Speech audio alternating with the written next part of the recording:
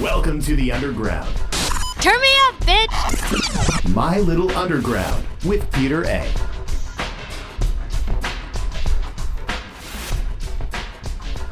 I love Cardi. She's like such a ding dong sometimes. I know. But like I love it. I'm like here for it. So. Yeah. I think it's really cool that we're all the same age, similar age. Right. So it's like her, like kind of, her miscomings, quote unquote, when she like not like I want to say misbehaves, but when she kind of lets her emotions get the better of her, you kind of understand it a little bit. You know what I mean? Because when you're very beautiful and you're very popular, I'm sure, and I know people that have in high school that just been very good looking, very popular, and just people just have issues for no reason. Right. You know what I mean? I kind of see that through Cardi B, and her music is just very, very entertaining. You know what I mean? It's just really, really fun to listen to. Yeah, it's so fun. know? And I just like I kind of love like all of her beef. Oh, it's very WWE-esque. Yeah, it is. Funny. Yeah. And yeah, I listened to a podcast that did like a whole episode one time on her beef with Nicki. And it was like I was so entertained by it. Yeah, we rocking and rolling? We're good. Okay. Yeah. Yeah. Level 28, My Little Underground. I'm Peter A. Joined by me today, Miss Dominic Sen is here. Welcome. It could be Mr. Dominic Sen, or it could be Excuse me. Yeah. Yes. Dominic Sen is here, and you can listen to My Little Underground wherever you get podcasts. So Apple Podcasts, Google Podcasts, Stitcher, TuneIn, and now radio.com. That's right. You get the radio.com app, Apple Store, get the App Store, Google Play, and search My Little Underground. And also on YouTube as well. Just search Peter A Radio on YouTube, one word, and little bite-sized portions of the show is available to you. And also on my website, peteraradio.com. Follow me Twitter, Instagram at Peter A Radio. Dominic Sen, welcome to the show. Thanks for having me. Yeah, anytime. Yeah, you had the single release show. Come on, everybody, in Brooklyn. Yeah. It was last weekend. On May the 4th. On May the 4th, yeah. I planned that like a long time. Interesting. Yeah. How did it go? It was really fun. It was nice to perform my songs for everybody for the first time. Your songs. Songs. Plural. Yeah. Oh, so you played some new stuff. It's not new to me. Come on. Come on. We're not going to do this. Yeah. Of course it's not new. But I can't tell you more than that. Of course. I wasn't, but I'm assuming a lot of people have heard some exclusive new stuff at this here show. So, you're very calculated in how you do things. So, when you're planning this May the 4th show, like how far back is this planning to take place? Probably since I was born. I knew it was my destiny to one day play a show on May the 4th. Yeah, I think that I started thinking about it in the beginning of the year when I knew that I was going to be releasing my first song this spring, and just kind of looking at the release date and being like, well, I kind of want this music video to be a little bit Star Wars inspired, and so maybe the Sith Lord is here. Yes. Yeah. I'm a Sith Lord. And yeah, I was just like, I have to do it on May the 4th. Yeah. So, May 22nd. May 22nd. You'll be at Babies All Right. I'll be at Babies. Yes. I'll be playing with an all-star cast. Oh, yeah. Yeah, including a friend to the show, Miss Grace Ives. Now, you're going to be playing more new music at this show, I'm assuming, right? Definitely. Yeah. So tell me about this show. This is, are you headlining or no? Are you playing? I'm first of 4, so. Really? Yeah. Oh, so I got to be there You got to early. get there early. Probably like 8:30. Yeah. But you have to be careful because right in front of Babies, as soon as Dominic gets there, the Millennium Falcon is parked out front. So you have to you gotta figure out a parking garage situation because it takes up like couple blocks. Yeah. You know what I mean? But when I destroy it because they're my enemy, Oh, yeah. then it won't be a problem. No. Don't mind the noise. It's going to get pretty loud when it goes down. Yeah. It was actually really funny at the last show. Someone in the audience, they screamed after a song, "You're my hero!"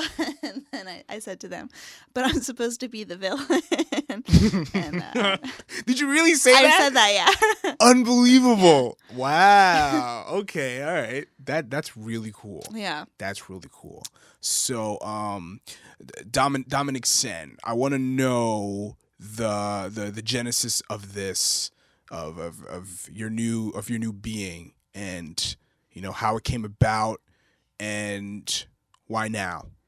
Well, Now because I have music that needs to be released into the world, and so I need to put it out under a name as something. So that's why now. The genesis of Dominic Sen is that my mother is a black hole. She's the center of the M64 galaxy. And wow. I was birthed from this black hole, and she had 7 children. I was the 7th child. All of the other ones she accidentally swallowed with her gravitational pull, and I was the only one that was able to escape. So I came here, and I decided I wanted to be a pop star. Of all things. Of all things, yeah. You could have taken over the surrounding planets. Yeah. But you decided to just be a pop singer. Yeah. Well, I caught wave of some like what is it called? Radio waves coming from the planet, like as I was like traveling around the universe, and I was able to like reinterpret it into like visual things, and I was able to see some like television shows from Earth and some movies and some music, and I was like, I really like the like pop culture stuff that planet has going on, so I went there, and yeah, and then I was like, you know what? I think I'm gonna be a pop star here. So what kind of terrestrial performers really kind of stuck out at you? I would say, it's such a tough thing to talk about Michael Jackson right now, especially like with the documentary that just came out like a couple months ago, and like he's a problematic fave for sure, but it's like really difficult to unravel his like influence in pop, like both music and just like what it means to be a pop star in the world, and that influence that he's had over like people that have existed in that space since then. So I definitely think that like, Michael Jackson has influenced what I've done, as weird as I feel about that. But yeah, there's an artist that I really respect right now called Dorian Electra, who's been releasing a lot of music recently, and they make these amazing music videos with these like brilliant costumes and sets, and it's just really fun music that is like a commentary on other things like gender and queerness, and I feel really inspired by them. And then I think that like the pop star that I love and respect the most right now, I feel like, is Christine and the Queens. Even though she's like, kind of in that space that she's not like a mega star, but I think she's like reinventing kind of like what it means to be like, to some extent, like an independent artist, but like existing in the pop world and having like a big like live show, but also making like really cool fun music and being a dancer and like creating different personas for different records, and that's like definitely something that I look up to in when I'm thinking about how I want to present things to the world for myself.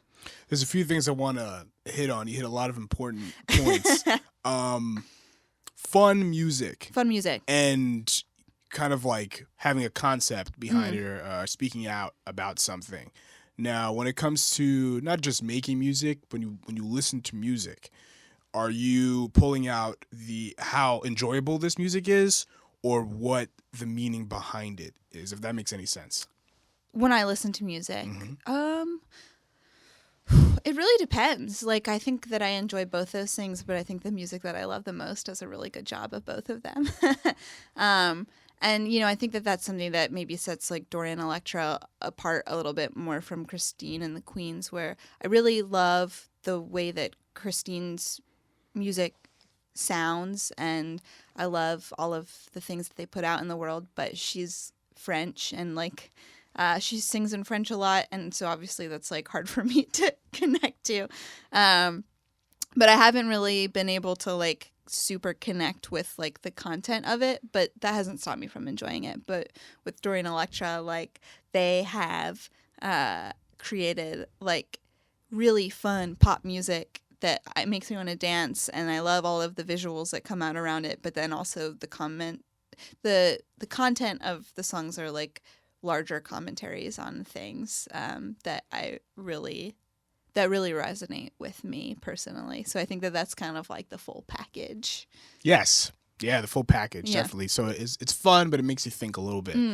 So when you're constructing, when you're making music in whatever spaceship that you do so, I just picture a spaceship happening. When you're making music. What was that? There's a Disney Channel show that took place in the future in space. Forgot the name of it. Raven Simone was in it, but I forgot the name of it. But that's what I think of when I think of your music.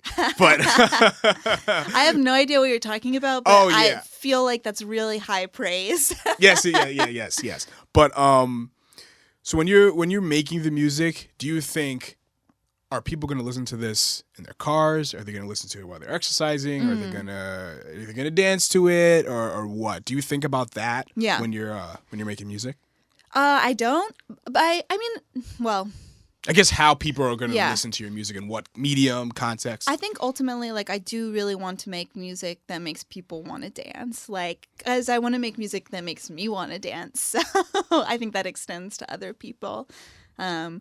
And, I always think it's, like, a really good feeling when I'm in my spaceship studio and I'm, like, working on a new track, and, like, I'm working on it and I'm, like, dancing alone in my spaceship studio. And I'm like, oh, I'm doing the thing that I wanted to do, or, like, I'm accomplishing the thing that I wanted to, because it's making me dance, like, not even on purpose, like, just absentmindedly. So that's, like, some gut level thing that I'm responding to in the music. I think that's, like, sonically, like, that's the biggest thing that I'm trying to go for, is, like, making music that makes people want to dance. And I love writing hooks. So, things that get stuck in people's head, choruses that get stuck in people's head is another thing that I definitely think about. I think that's important because I'm sure you've listened to albums either on this planet, this galaxy, or wherever you're from. Certain albums, they just kind of go in one ear out the other, and there's nothing about it that kind of sticks out. Right. But I think that's great that you want to be able to kind of be stuck in people's head, because I also think, because I worked in commercial radio for a while on the air, a lot of the music there, it gets stuck in your head because of how many times it's been rotated. Right. You know what I mean? The song cannot be good, the song could be awful, but it gets stuck in your head, and it's like, oh my God, I've been programmed. You know what I mean? Do you want to program people, Dominic? We're part of a simulation. Oh, okay. All right. That's all. That's I all we need to do know. want to program. No. I mean, I would like for my music to be played a lot and for it to get stuck in people's heads. So I guess on some level, I want people to be programmed, but I want it to be also, like, enjoyably programmed. So. And programmed by you. Yes, exactly. Mm-hmm. Until, because I'm assuming, when we hear this full-length project from Dominic, we're going to be sucked into your dark side. Yeah. Which I can't wait for. Oh, yeah. Yeah. It's gonna be quite the wild ride. So over the last couple of years, do you feel like you've kind of hit a wall creatively? And if so, like, what kind of got you over that creative slump, if there was one? I don't think I hit a wall creatively. I think that I used to be making a different kind of music at some point in my life with some other things. And I think, that was, like, a natural way of, like, writing songs, because I started out having like a piano or a guitar in front of me, and it lent to writing a certain style of music, and especially like the stuff that I was listening to. And then having a band that I can't remember what they're called or anything, but Me neither. yeah, it's so strange. I just have this weird like amnesia, like this black hole of time in my head. But it when you're like writing with a group of people in that way, it certainly lends to creating a certain style of music, and you're limited in that sense, and just limited also by what other people's strengths are, and that's not a bad thing. Like I think you can make really great music that way, but I think like a really big turning point for me was 2015, which seems so long ago now. But I think that was like when I started getting really into pop, both like from a mainstream pop perspective, but also kind of some of the more like niche pop that was happening. The first Empress of record came out that year, which was like life-changing for me. And Chairlift was like starting to put out like, yeah, the beginning, the first couple singles from like what was going to be their last album. And those just like, I love that goddamn record. that it's like Moth like changed my life. That album changed how I look at, like you're saying, pop music Yeah. forever. Oh, yeah. Unbelievable. And I think Moth to a Flame is definitely where you're at right now. Oh yeah. And I think like listening to those two records like really made me want to like dip my hands in production and learning how to do that, and like writing like pop records, and so I started diving into that world, and it took a few years for me to kind of like carve out my identity, but I never felt like I hit a wall with anything as much as I just was like continuing to explore like my artistic identity and doing something that was fulfilling but like ultimately limiting, and then realizing that like I wanted to grow this other skill set, and I feel like everything felt really natural. Like I never felt like I was hitting a wall as much as just like following the thread to like fully realizing like who I was as an artist.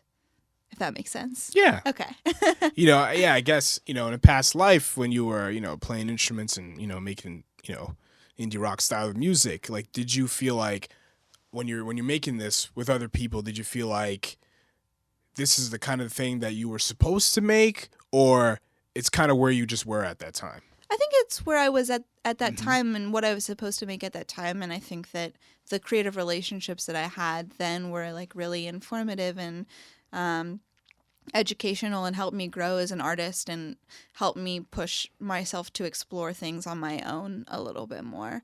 I don't think without those people and those relationships that I would have felt the kind of like motivation to go and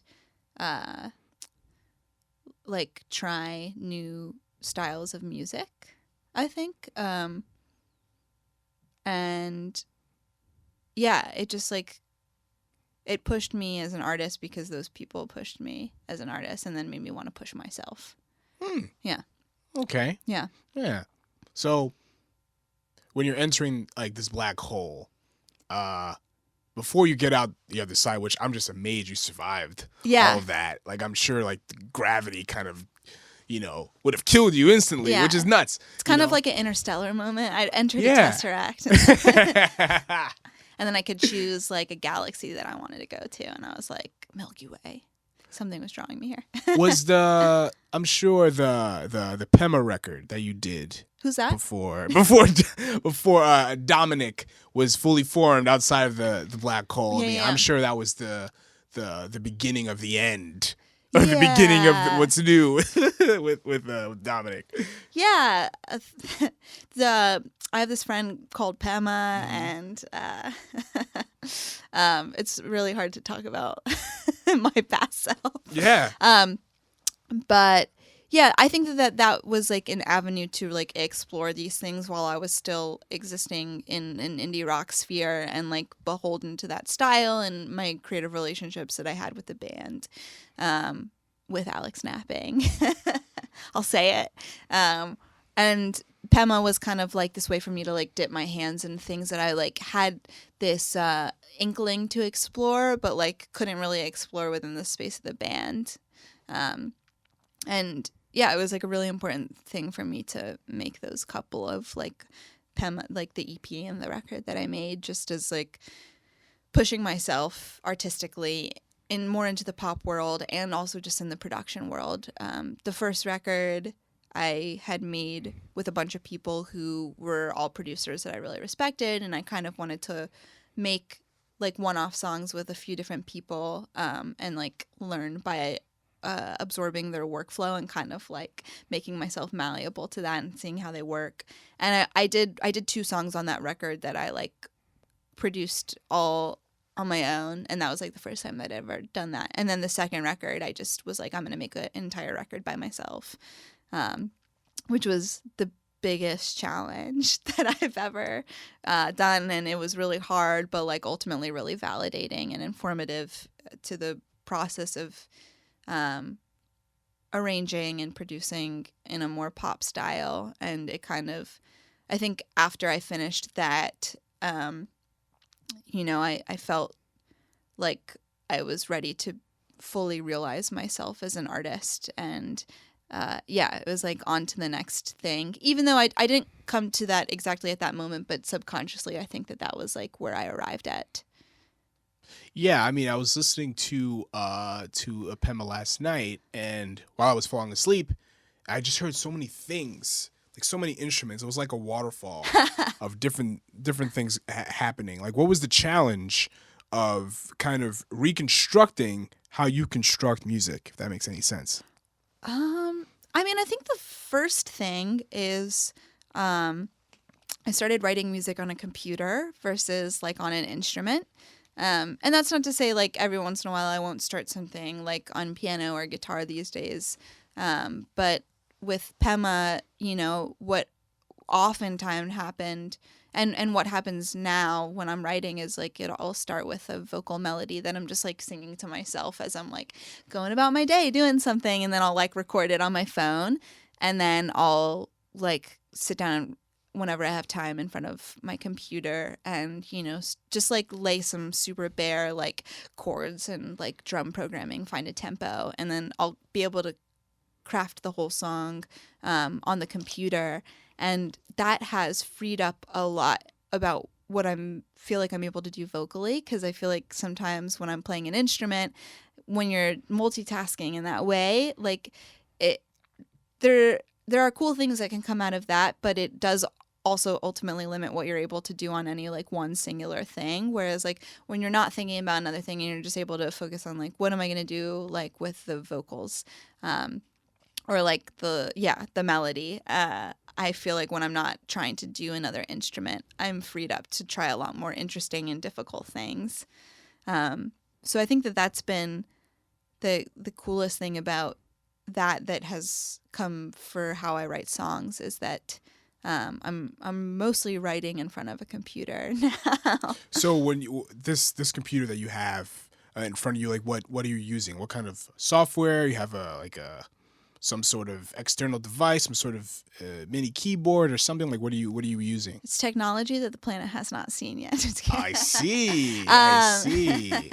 No, it's I mean I'm doing standard stuff, like nothing interesting. I learned when I was like first starting out, I was using Logic, and that was like the program that I worked in. And then the Dominic Sen stuff, actually I demoed it all in Logic, and then I made this first group of songs with a couple friends, and the person who was like kind of like engineering it all, he worked in Ableton. And then through that process of making the record, I like learned Ableton. And then when I started writing new stuff, I pretty much switched over to Ableton full time. So that's my DAW of choice. Ah, yeah. Yes. These days. Yes. Proficient in Logic also. still. Yeah, that sounds like a resume. Yeah, basically. I love dabbling in the DAWs. Yeah. Yeah, those DAWs, man, they get you. Yeah, so I think that music is when it's at its most interesting, there's a lot of things happening. A lot of different sorts of instrumentation, both organic and electronic, that come together to make, an interesting sound. Do you think that as an artist, do you think that there's certain types of instruments or certain types of sounds that would be too outside of what you're trying to do, or can you try to make instruments that haven't been heard in a particular style of music work together, if that makes any sense? So do you think like there's certain instruments that belong in this style of music, certain production elements or styles that belong in that kind of music? Yeah. You know what I mean? I understand what you're saying. I think that like ultimately you can, like, if it's done well, like there are ways to make every instrument work in any style of music, I think. And I think limiting something to the perception that like rock music can only involve these music and like pop music or electronic music can only involve these instruments is a really uncreative way to think.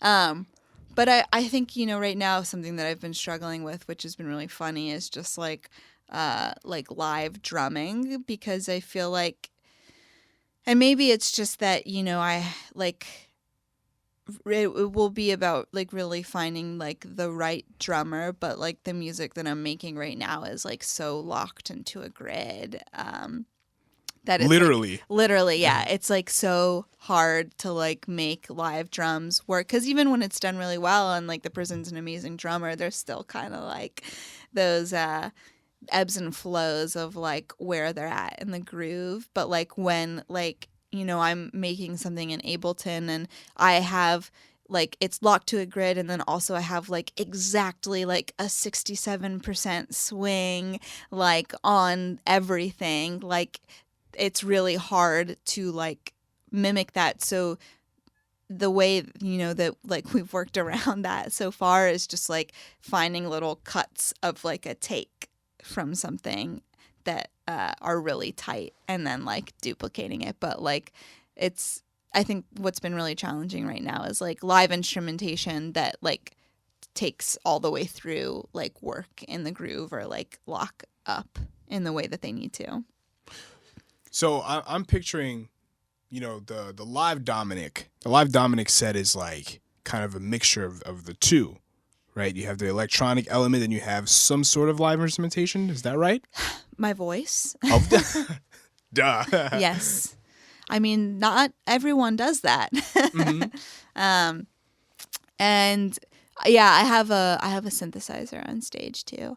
But that's it for now. I think that I'm trying to make the live show feel really sustainable while also be engaging. But I've toured with a 4-piece band before, and it's expensive and it's hard, and I want to make sure that I have like the resources to be able to take other people on the road before I like add too much in. And I feel like I will add other dancers before I add other players. I like that because the live element of music is not as rigid or as locked in as what you're making in studio. Mm-hmm. It's going to sound different live. It's going to be more loose and, free and kind of creative. You're kind of like reinventing your songs while you're on stage. Yeah. So, having choreography is just another element of that, which I think is amazing. Yeah. So with I Can't Tell You, you co-choreographed this, right?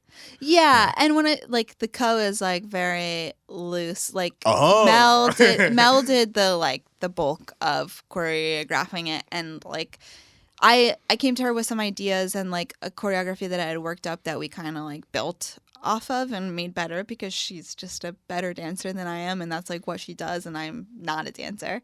And then like we would work on something, and then I would kind of take it home and like tweak it, and then send her like a video and be like, what do you think about this? And then she'd be like, I think this thing that you had is really great, but like I don't think this will read really well on camera, or like you should change this. And then like it was very collaborative, but like the choreography that like is the group dance, like that's very much like Mel's effort. So but yeah, it's definitely something that I want to be a big part of both my live show and like the videos and everything, all the other visual elements that roll out with any releases. I just think it's fun. And, going back to that Empress of record and that Chairlift record. Empress of. Yeah.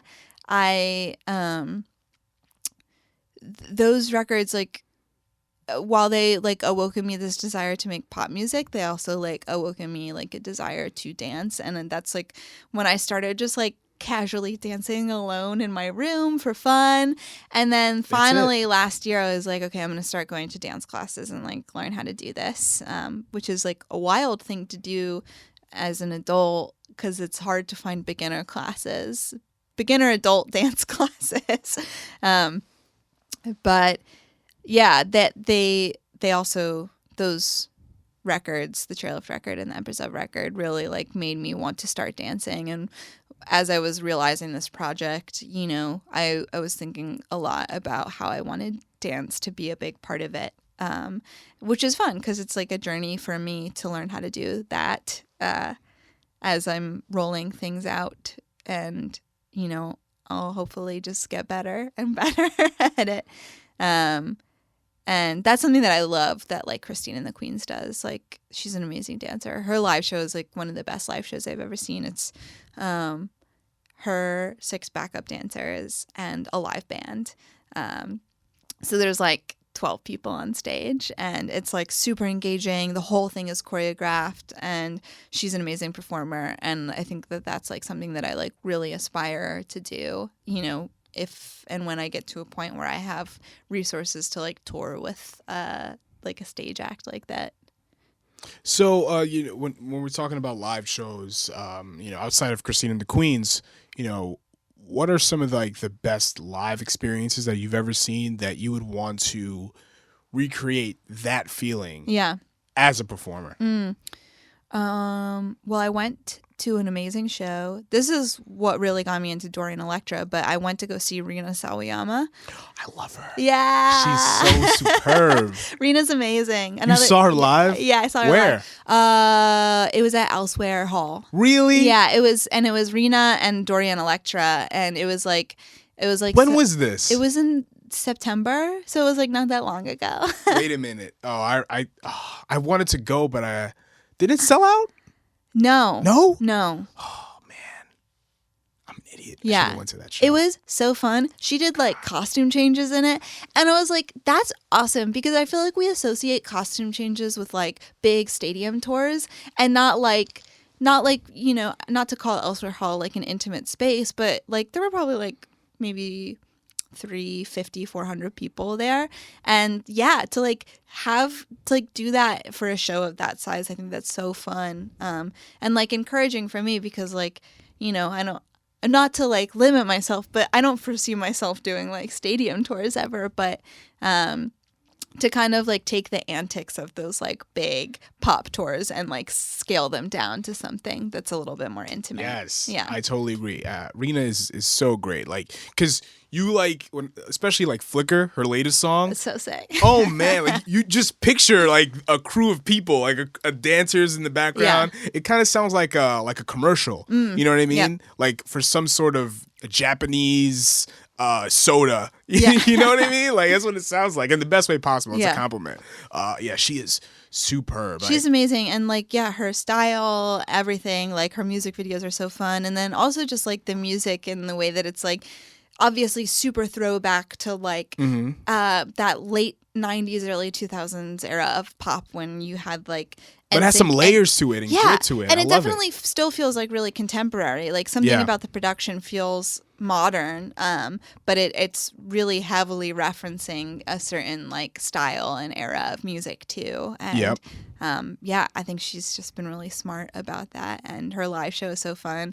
It was actually really funny because it was like her and Dorian Electra both had like the exact same stage setup where like it was them, 2 backup dancers, and then like a DJ on stage. And I was like, that's kind of the ideal thing because like that's Dominic Sen. Yeah, it's not a lot of gear. You can tour on that and like do this like really awesome fun show, but it's like low impact and like way more like, yeah, you don't have to have like all this gear and equipment, and it's everyone was having a fucking blast there at the show. That's so cool. So yeah, you don't need instruments. No. I mean, yeah, you're using instruments. You know, your the voice is an instrument. Dance is an instrument. Like it's it's a performance. It's a show, and not just like audio. Yeah.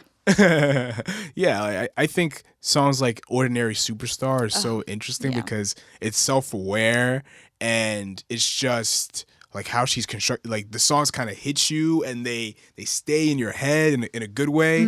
Man, she's a superstar for real. I don't understand how she's not huge. Yeah, there's like a couple of artists that I'm like I don't like. Same thing with Dorian Electra. I'm like, I don't understand why these people aren't like massive yet, but I think it's like catching on. I think she probably has a big like international base, you know what I mean? But it's just like in America, like Z100 ain't gonna play, you know, Rina. You know what I mean? Even though she's like pop in like niche pop. Yeah, but like it's pop like sonically, creatively, but like literally not really, because it's not like mainstream pop culture everywhere in your face. Right. You know what I'm saying? But I mean, I feel like the same thing where it's like, you know, like I'm trying to think of like a similar artist who is big but like not mainstream pop, like Mitski. Like she's huge. Mitski. Yeah. I'm like, how is Rina like not that big? I know, right? But yeah, like Rina's like another one like Sir Baby Girl, like she's on the come up, but like when I listen to her music, I'm like, this is it. Like this can like touch a lot of people, especially in the LGBTQ community. And I've seen her live, like, wow. Yeah. Like the connection to the crowd is just unbelievable, because you know, like there's a stigma with New York shows, especially on the underground. Oh, guys or girls are just standing there, you know, and the band's bobbing playing, your head. just bobbing your head, or you're just standing literally still. Yeah. And and you applaud, and then that's it. The next band goes, and the same thing like, are happens. people having fun? Yeah, like are people enjoying this? Yeah. You know, I can't tell, but like with like a Sir Baby Girl, I'm sure Rina is another one where everyone's just dancing and just kind of just so fun. Yeah. And like people dress up to go to the shows too. See? Like they wear like their outfits, and I'm like, that's what I want to create. Like I want, That's like so I want cool. people to get excited to come to my shows and be like, okay, I'm gonna like dress up and wear this crazy outfit. I'm gonna do like my makeup that day, and you know, this is not limited to boys or girls or like non-binary, like anybody. No. Yeah, of course not. but yeah, I want to like create a space where people like it's a thing for them to. It's not just like, oh, I'm just going because I like the music. Like I want them to feel like they can participate. Yep. Yeah, that's kind of like what Beyonce's Homecoming was. Okay. Like, listen, I didn't see the performance or watch the documentary, but I listened to the album, and I was like placed there. You know what I mean? Right. And there was a band, there was a drum line, there was all this stuff. Like, it wasn't even like Beyonce wasn't just playing her songs. Like, she was performing and doing her music, but like it was almost like a DJ set, but like in the flesh. Right. You know what I mean? Because it was like a giant 2-hour medley. If that makes any sense. Yeah, it was really interesting. Like, she wasn't just playing her album. There's nothing wrong with that, but there was an experience. Yeah. And I'm sure that's what Dominic Sen is working on. Yeah, an and experience. I think even just like, you know, the way that like, and I know that a lot of this is like around like an album when like a big pop star goes on tour, but like each tour kind of has like a different theme and a different show.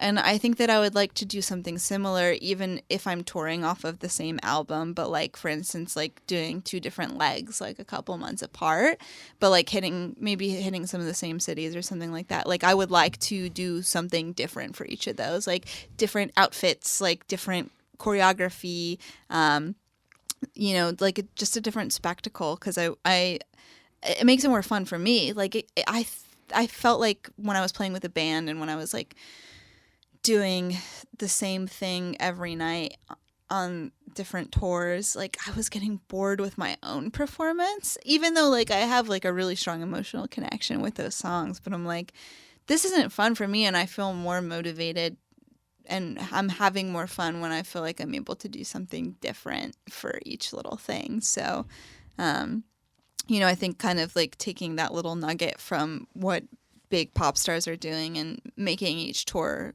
be unique from the other one somehow. Yeah.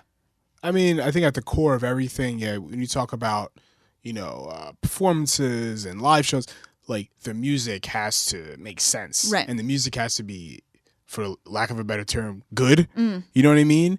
And stuff that's going to resonate with you and you as an artist too. If you're not enjoying the music, then we're not going to enjoy the music. You know what I mean? We could tell. People can tell like you're really bored or you don't want to really be there. So I'm glad you're in a place where, you can kind of be who you want to be and kind of just be as creative as you want to be without any kind of limitations. Like, I have to do this. I have to sound like this. No, just kind of throw darts in the dark and see what sticks or whatever. Yeah.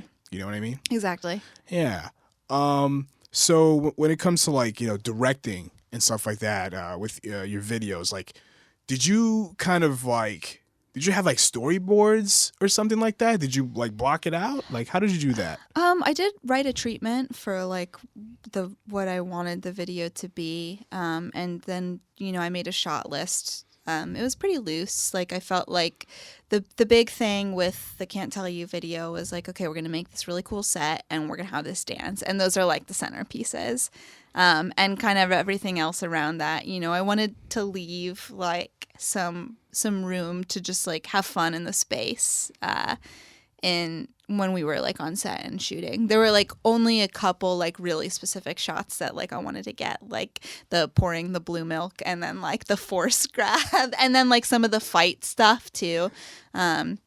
We had like kind of choreographed that ahead of time, but everything else, like, I was just like, I want some like close-ups, like doing this, and we'll get some handhelds doing this, and then I just like really wanted to like get in character and like be weird on set, and it was like the most fun day that I've ever had. Like, I feel like production days can be so stressful and intense, and the day before was really insane. I wasn't there the whole day because I wanted to get my beauty rest, but Justin, who I made the music video with, he was building the set till like 3 a.m. Did you design the set? I had the reference, and he kind of, interpreted it and built and designed the set, and just kept me in the loop about like what he was working on. And, we were talking to each other a lot throughout that process, especially for like the furniture and props that we were going to get for everything. So you kind of laid the foundation, yeah, and then you kind of built it out. Yeah. And it was the night before we were shooting when he was like in the space building the set. I guess he had people helping him like all day, and then they kind of left like in the evening, and it was just him alone in there till like 3 a.m, like finishing it up. And I was so excited about like the production day that I like didn't get a good night's sleep the night before, and I was like kind of just like tossing and turning with excitement. And I get a text from him at like 4 a.m. that's like a picture of the finished set, and I just like couldn't believe it. I was like, unreal. Because when I had stopped by early in the day, like the pieces were kind of like coming together, but like there was nothing, and so I like really didn't have any idea about what it was gonna look like in its finished form. But I just, once we were in there, we were like running a little bit behind at the beginning. Things like that happened, but for the most part, like the whole day like ran so seamlessly. It flew by. I had so much fun. Everyone was like a joy on set, and I just like had a really, really fun time like settling into this like persona that I wanted to be for this video, and just like being like weird, and everyone else on the set were like so into it, and like giving, we would like run ideas by each other and feeding off of each other, and it was just like so fun. So and that was kind of what I wanted, to like leave room for us to like have ideas in the moment and be like, okay, like what if we did this like really weird thing right here? So you knew you wanted to be in like kind of a spaceship kind of thing. Yeah. You know what I mean? Okay. Cloud City. Yeah. Yeah. So my man Lando is gonna show up any second and be like, "What are you doing in my city?" And I'm like, "Lando, I run this place now. Yeah, get out of my way." Exactly. So your whole attire, your outfit, you designed that. Yeah. So designing it is like a really loose term. I very clearly stole it from Kylo Ren's outfit in The Last Jedi. That was a very strong reference. And my friend Kat made it. I like drew like a loose like outline of it. I wanted it to be a little bit more flattering for the shape of my body. And then we went to Mood Fabric together. We found some fabric, and like over the course of a month, we like slowly like crafted the little tunic. And it was really fun. She's an amazing costume designer. And this is before or after the album or your music is being made? After. After? Yeah. Okay. All right. Yeah. Wow. I can't wait to see what the album cover is going to look like. Oh, yeah. I know what it looks like. Of course. Unbelievable. Yeah. That was really fun. You'll find out soon. I know. Soon. Yeah. Yeah. I'm not fishing nothing out of you. Yeah, I'm just curious. Yeah. Like that last Chairlift album, Moth. Like, what was your favorite song off of that? Because I still listen to it till this day. I feel like it changed all the time. Like, yeah, definitely. It did. Like, I love Show You Off. Like, that song makes me want to dance. And that wasn't one of the singles. But that's the one that's like, I'm trying to think of the like lyrics. It's been a while since I've listened to it, but it's like, I wanna show you off in the back of my Yeah. I wanna show. Yeah, that's a good one. And I mean, Cha-Ching is just like. Did you hear that that was like one of the songs that they wrote for Beyonce, and then she ended up not I didn't using know it? that. Yeah. So that was like because Caroline co-wrote No Angel. That's the one. Yep. Okay. But they had apparently sent her like 10 tracks or whatever. Okay. And Cha-Ching was one of the ones that they'd sent her. And then I don't think Cha-Ching would have fit for Beyonce. Yeah, it makes sense. But like also I hear that could have been written for her as like a rejected Beyonce song. But like because it's like it's definitely feels like it was written for somebody, maybe not necessarily them, but it's such a sick song. There are days where like Crying in Public is like, I love that song because it's just like such a like weird vulnerable song, which I feel like was pretty rare for Chairlift. Like I love their record before Something, that's what it's called, right? Which was like felt very like Kate Bushy, kind of like absurdist pop. And like some of their songs I'm like, what are these songs about? I love them, but I'm not relating to them on this like base emotional level. And I feel like Crying in Public was like the one Chairlift song that I'm like felt like it would make me feel the feels. I get that. Yeah. Polymorphing is. Oh yeah, like that's the thing about that record is like so good. Polymorphing is so good. Yeah, the horns are awesome. Moth to Everybody the just Flame. calm the fuck down. I know. Yeah, I love that part. I also love the last song on that record. It's so weird. Ottawa to Osaka? No. No. What is it? It's right on the tip of my tongue. No Such Thing as Illusion. Yes. Yeah. Yep. It's like this really, it's so long and it like is really exploratory and weird and there's some really cool sounds. Very on strange. It. Yeah. I think that was such an interesting record. I loved it. Yeah. Yeah. So what other I guess sort of like pop-esque albums that you've been into recently, last few years or so? Yeah. I mean, Christine and the Queen's record that she put out last year is like awesome. I mean, I would call Cardi B pop. Oh yeah, shit. Everybody knows who Cardi B is. Yeah. You know what I mean? You don't even have to. I haven't mentioned Ariana yet, but like, she's I did. my girl. I liked her. I liked her last album. Yeah, it was really good. Wait, Thank You Next or I like Thank You Next better than Sweetener. Okay, yeah. Yeah, Sweetener was cool. Yeah. But Thank You Next was more like, I guess, concise. Like 12, 13 tracks. I felt like Sweetener, if she took out like 4 or 5 tracks, it would have been much better. Right. My opinion. I love them both so much. I love Ariana. You know, I think that she's like definitely smart about like how she does things a lot. And yeah, I don't know. She's so talented. She's like definitely just like one of I work with a vocal coach, and we've like worked on a couple Ariana songs together just because they're like challenges. And she calls Ariana like a vocal technician. She's like she is so technical and smart about everything that she does, like where she places everything, like even the way that she'll kind of manipulate like syllables or vowel sounds to be to her advantage when she's doing something a little bit trickier. Like every single move that she's doing like is so thought out and precise, and like she's like a technical like genius when it comes to like being a singer. Beyonce is the same way. Yeah. When I listen to her stuff, I'm like, yeah, you thought this out. Yeah. This was very thought out. This is, you knew what what you wanted this to sound like. And then when we're listening to it, like, you know what I mean? You kind of appreciate that you kind of worked on this. You know what I mean? Yeah. It doesn't sound like a bunch of things is kind of just thrown together. And Yeah. just, yep, here's an album and here's some stuff. Because like usually with, in the mainstream world, it's usually like the single or the song. Right. But then the album is just there. Right. You know what I mean? Yeah. But with Ariana, it's like you have the radio songs, right? Yeah. But then you have the rest of the album, which is also pretty good too. Yeah. You know what I mean? They all can be hit singles. Right. Like MJ, like Bad, like all 8 of the songs on it were hit singles. Oh, yeah. To a degree, yes. Actually, maybe all of them were hit singles. Probably. Yeah. And I think that that's like something that like I'm interested in exploring in like how I release music is like I feel like in the indie world, like everything is so album centric. And I love that. But in the like pop radio world, like not so much. And I think that's something that happens really differently in the pop world is that they push singles after albums come out, which doesn't really happen. In the indie world, it's kind of like you have the singles leading up to the album and then the album comes out.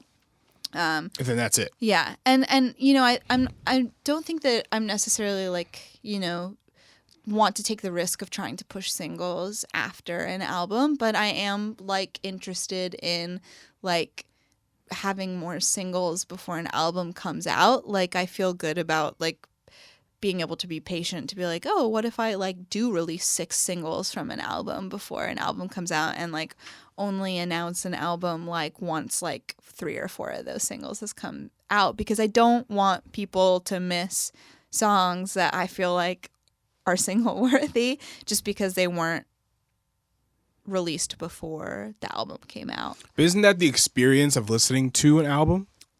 Yeah, you know but I mean? There are people that listen to albums, but there's also people that don't listen to albums and you're they right. only listen to the singles, especially when, the way that most people get their music is through like Spotify playlists. Yeah.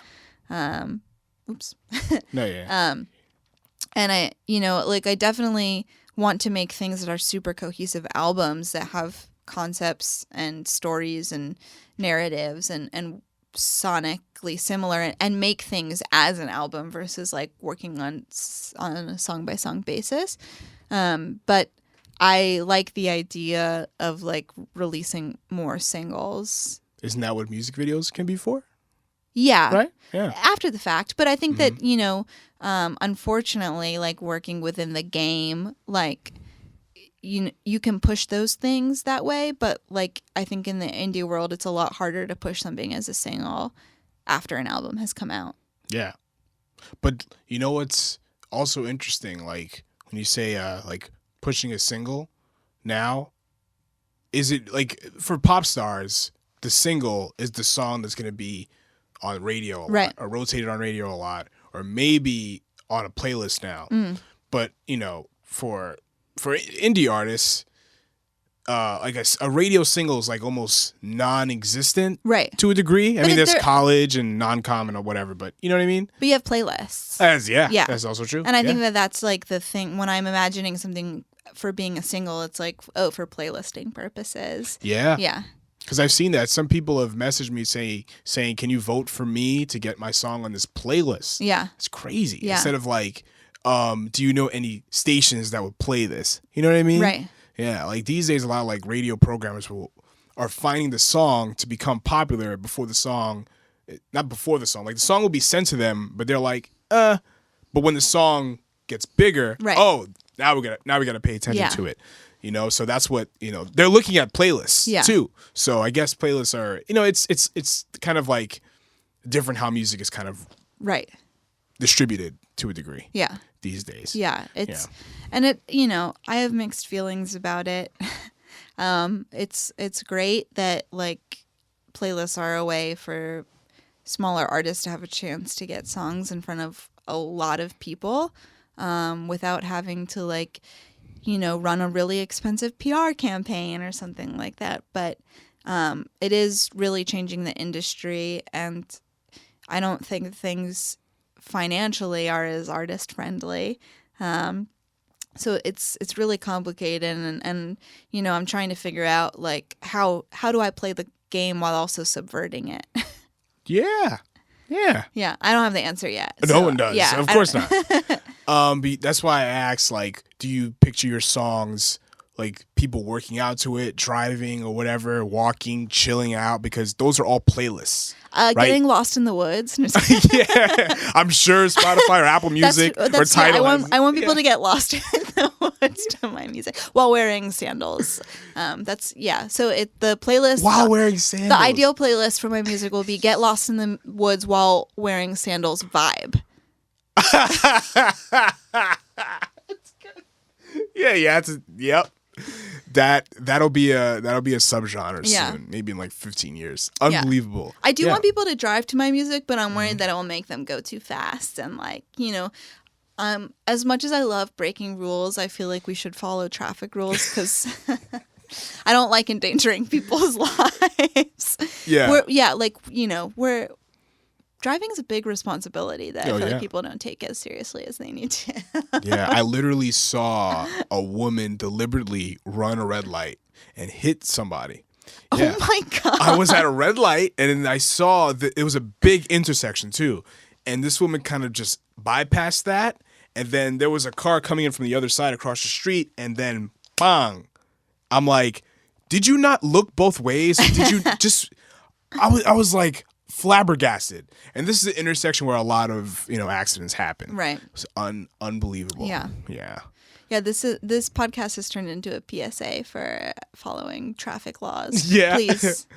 Because I listened to the single in my car. It sounds really great. Like it makes sense for driving. Yeah. You know what I mean? It does. It's not like, because there's a lot of like rhythmless songs that are like, man, I can't play this in front of people. Get lost in the woods wearing sandals vibe songs. Because when we get lost in the woods, like, oh, I'm lost in the woods, like a giraffe, or not a giraffe, a coyote. Woods are you in? Yeah, exactly. A coyote's about to eat me. Wait, I have to put my ear pods on to listen to Dominic Sen while I'm in the woods. I don't need to find my way back to civilization. Yeah. I have to stop and listen to this song, and now everything's all better. Yeah. Unbelievable. Yeah, so Baby's All Right, May 22nd. Yes. Will there be dancers at this show? I mean, if people come out and dance, then yes. I mean, I will be there. I will be dancing. Okay. So there will be at least one dancer at the show. By yourself? Yeah. Yeah. Okay. Like... Projections? No. Oh. You can't do projections at Babies, though, can you? Because they have the lights. Yeah. That's right. That's right. Because if you put a screen above that, bad things will happen. Yeah. Yeah. So what else are you listening to now? What am I listening to right now? I feel like we talked about this earlier, but Barry, I really like.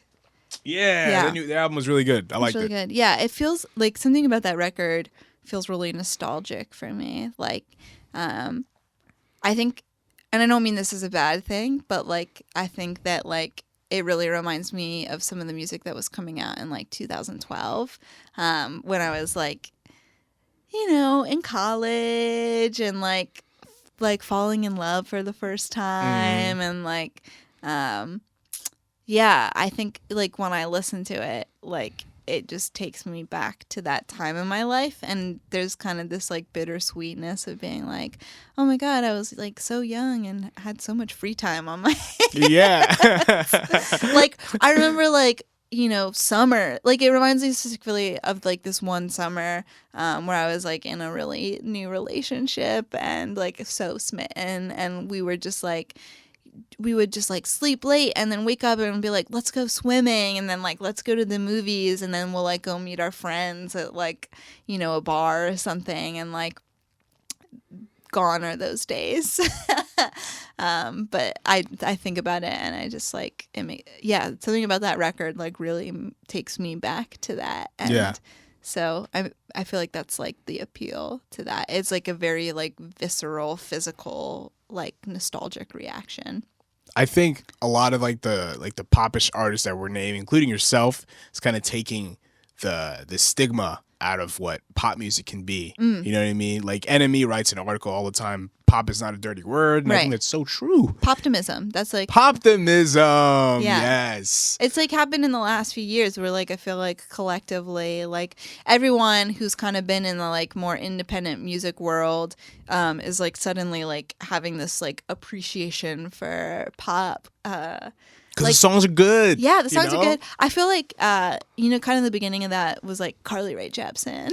I was just, oh man, you were so in my head. Yeah. Like I feel like, what was it? Call Me Maybe? Yeah. Such a beautiful song. Yeah. But then like Emotion, though, the record that she put out in 2015 or 2014 or whatever, like, and that's, the thing that's like funny about her and that record is like, it's not, it wasn't like a huge pop record, but she's like a pop artist. It was critically acclaimed. Yeah, it was super critically acclaimed. It didn't have like huge, it wasn't like spinning out, all these like Billboard like top 100 hits or whatever, but there were like maybe a couple songs that like ended up somewhere on there, but it's just like a really solid pop record. It's so fun. It makes me want to dance again, coming back to like wanting to dance. And I think she's like done a really good job of like crafting like her niche in the pop world of like kind of existing between like being an Ariana Grande and like Christine and the Queens. Like she's like somewhere like in between that, but like, signed to like a major record label sort of thing. Marina and the Diamonds was one of those. Oh yeah. One of her early records, I'm like, wow, this is very bright. It's like, it's popular. Like I didn't know if I liked it or not because it's so popular. It's so pop sounding, but like the music was kind of cool. Yeah. You know what I mean? And before I heard the very last Chairlift album, I'm like, you can be glossy and pretty and catchy, but like still be interesting. Right. You know what I mean? And not just part of some regular rotation on a radio station. Yeah. You know what I mean? Yeah, like artists like that are really interesting. Yeah, because I've always been like, oh, it's got to be, if it's on the radio or if it sounds like that, you're just trying to make money. But not really. You just want to make catchy music. That's pretty and cool. Exactly. That's stuck. There's nothing wrong with a song being stuck in your head. Right. You know what I mean? Yeah. Yeah. And Carly Rae, CRJ, as I like to call her. Yeah. She's put out like a couple like new singles that I think will be a part of a record that is coming out soon. Yeah, she has an album coming out. Yeah. And I do really like those. I've been listening to those a lot the last couple weeks. The first single that she came out with before, like, I think they had announced the album, like, I wasn't really into. And I was like, oh no, like, it's going to be CRJ's, like, fall from grace for me. But then, like, the next, like, little grouping of singles came out, and I was like, actually, these, like, bang. Yeah, her newer single was really good. My one issue with Carly Rae was, like, I feel like she writes better singles than full-length albums, in my opinion. You know what I mean?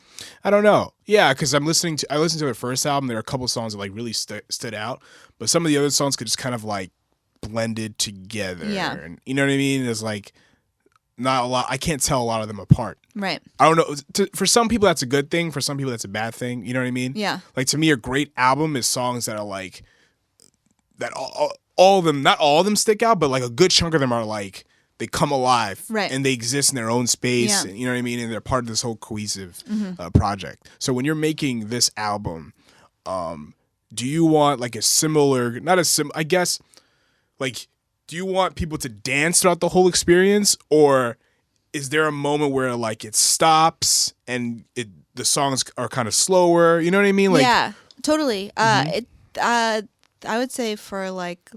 The unnamed record that I've got in my, I would say my back pocket, but my jacket pocket. I'm wearing a very cool business blazer for those. Yeah. So I'm here to do business. Yes. But it's like definitely like a pretty diverse record in terms song to song. Like I would say that there's like 6 or 7 songs that are like very much of the same vibe. There's that word again. Yeah, vibe. that are like, dancier, but then there's a handful of like weirder, more exploratory things. And in the upcoming months, the reason for that will be made explicit, but I can't talk about it just of course yet, not. so. Yeah. I already knew going in that there were certain things that you're going to keep in the lockbox. Yeah, I got to keep them on the lockbox. Yeah. But yeah, I would say that for this group of songs, like there's definitely some weirder things that I do, and there's a reason why I do that. And they're, not meant to take you out of the moment or anything, but like kind of keep you more in the moment, if anything. Yeah. Okay. Yeah. Okay. So are you going vinyl, cassette, CD, or just out there streaming? There's going to be some physical. Yeah. Okay. Yeah. There's going to be vinyl.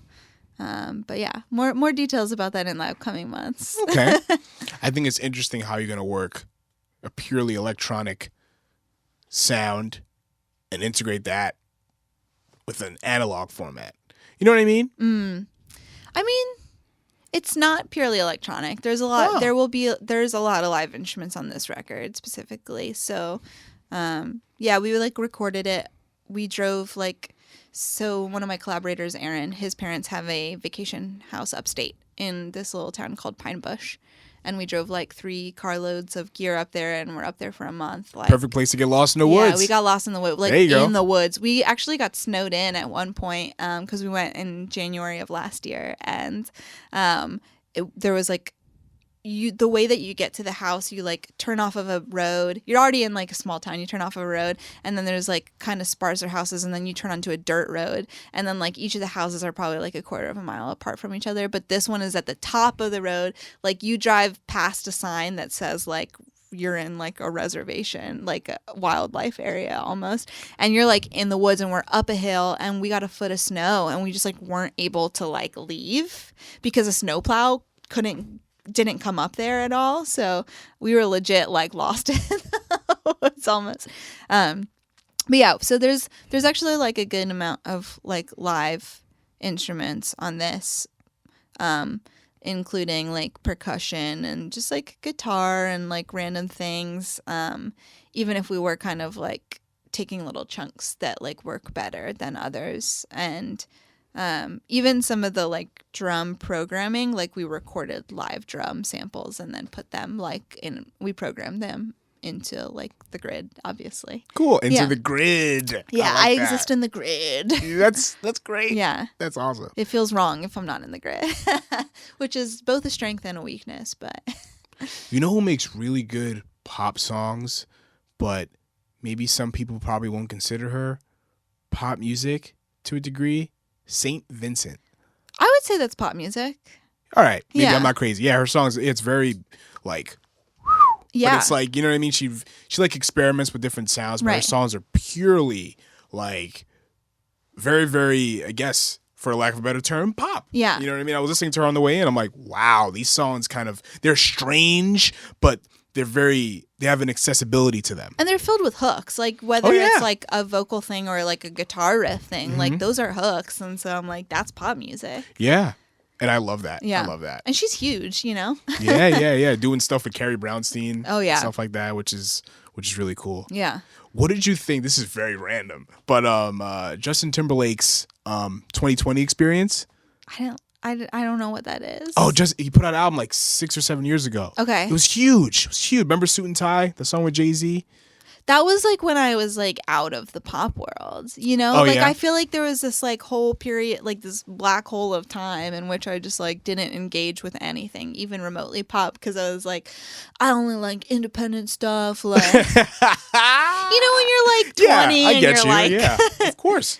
Yeah. I get you, but but that's really good pop music. Oh, yeah. For real. Yeah. Yeah. I think that's something that I'm slowly doing, is going back and revisiting things from that period of time that I missed, because I feel for me the pop that I know best is the stuff that happened when I was from ages 8 to 18, maybe even a little bit younger, because I feel around 16 was maybe when I was getting into neutral milk hotel. The total opposite of what you're going for. Yeah, now. basically. Crazy. But to me, like there's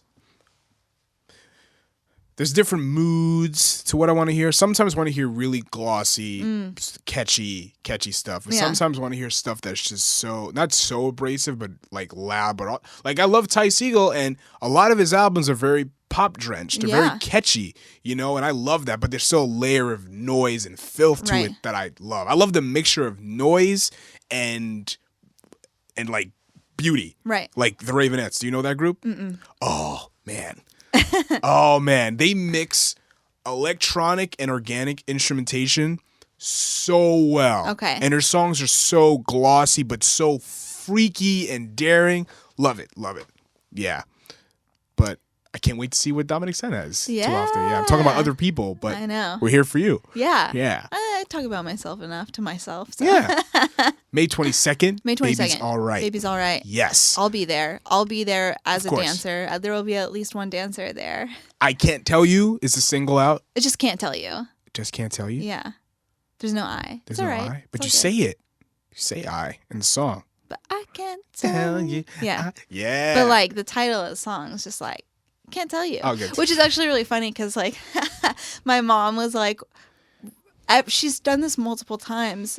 And she's been like, what's the name of the song that you're like making the music video for? And when I say my mom, I'm talking about the black hole. The black hole speaks to you. And I say, can't tell you. And she's like, but why not? I'm like, but not as a joke. She's like not doing it as like a comedy course bit. not. She's like, why can't you tell me? And I'm like, no, that's like, we've gone over this before. It's just the name of the song. She's That's like, the oh name of yeah, the- now I remember. Oh, right.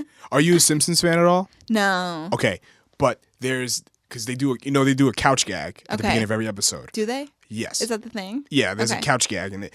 So there's a particular couch gag in a particular episode that's so otherworldly.